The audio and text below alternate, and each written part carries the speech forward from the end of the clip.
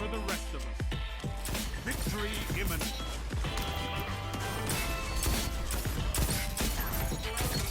Double down.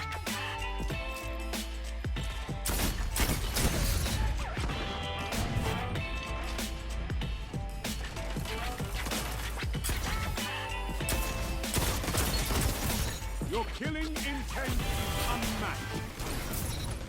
That's why we have fire teeth. I could not ask for a better victory. Yo, what is going on, Guardians, and welcome back to another Destiny 2 gameplay video. That opening clip features one of my favorite exotic hand cannons in Destiny's history, the Lumina.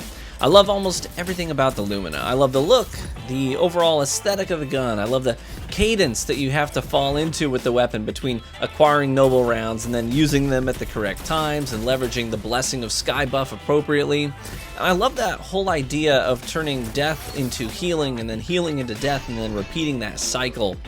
The gun really lives up to that space shooter fantasy vibe, not just in practice but also in lore. And I find that to be one of the most alluring features of this weapon. But there's one major thing holding Lumina back from being a genuine powerhouse in PvP, and we'll get to that. Right now, it certainly can be an absolute menace in a lobby, but it demands a lot from the player in order to achieve that status. It requires a whole lot of gun skill and taming of the weapon in order to really capitalize on its strengths. But let's briefly recap the basics of this gun. Lumina is an exotic hand cannon of the kinetic variety. It has 53 range, 55 stability, 78 handling, 65 reload speed, and 88 aim assist. The weapon boasts a 12-round magazine and a perfectly vertical recoil direction. The set perks on the weapon are Polymer Grip for more handling, Accurized Rounds, Chambered Compensator, and the exotic perk combination of Noble Rounds and Blessing of Sky. Getting a kill with the Lumina will cause the defeated opponent to leave behind a remnant, which can be claimed by the other player and converted into a Noble Round. Noble Rounds can be used by hip-firing the Lumina, and the Noble Round will fire in the direction you're facing and seek out an ally to buff.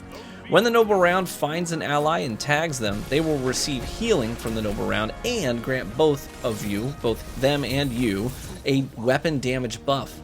That damage buff is 20%, it's a 20% damage increase. That makes the Lumina now do 84 to the head instead of 70 while Blessing of Sky is active.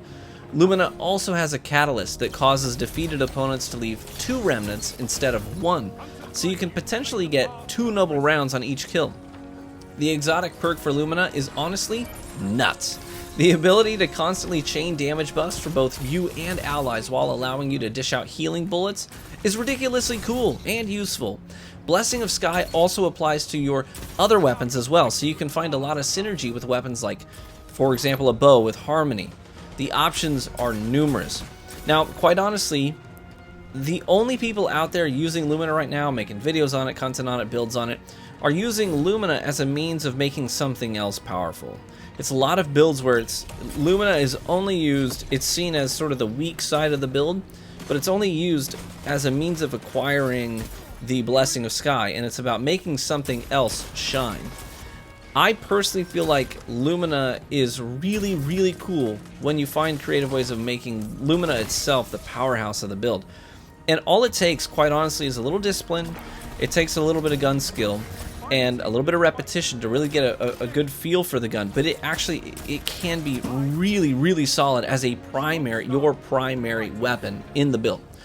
So with a killer perk like this, why is it that Lumina doesn't see much usage in PvP at all? Why does it get swallowed up by dozens of other primary weapons in the meta with much worse perks? The answer is honestly pretty simple. The Lumina used to be a 150 RPM hand cannon, but Bungie converted all 150 hand cannons to 140 hand cannons a while back, save for Sunshot. But this change was honestly pretty lazy and hasn't been revisited yet. 150s were causing balancing issues for Bungie, so they were eager to find a band-aid solution to that problem. Unfortunately, they decided to just change the rate of fire that these 150 hand cannons had and nothing else. So these weapons have the same RPM as other native 140 hand cannons, but they have worse range and worse stability across the board with few exceptions. I mean, compare Lumina, for example, to the Hawkmoon. Hawkmoon is another exotic kinetic 140 hand cannon, but Hawkmoon is known for having considerably less range than other mainstream 140s like Ace and Palindrome. Hawkmoon has 63 range. That's pretty low for a 140. But compare that to Lumina's 53 range. Whoa, that's abysmal, comparatively speaking. Hawkmoon, with its low range, still blows Lumina's range out of the water. Hawkmoon also has a 73 stability value. Compare that to Lumina's 55, which is comparably abysmal. Hawkmoon also has an aim assist value of 93 compared to Lumina's 88, so it's pretty easy to see why Lumina gets passed up. It basically has the RPM of a 140, but has all the weaknesses of the 150 archetype with none of the strengths of a 140. I'm going to repeat that because I think that's important. It has the weaknesses of the 150 archetype with none of the strengths of the 140 archetype. It's a gun with an identity crisis. It looks even worse when you compare it to Ace, which has 86 range. Lumina has 33, less than that.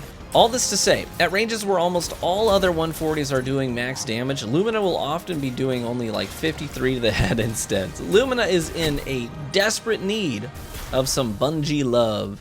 So that begs the question, how do we fix it? What can be done to save Lumina from its identity crisis? I think the answer, honestly, is pretty simple. Lumina just needs to be fully converted into a 140 hand cannon instead of a 150 that just simply shoots slower.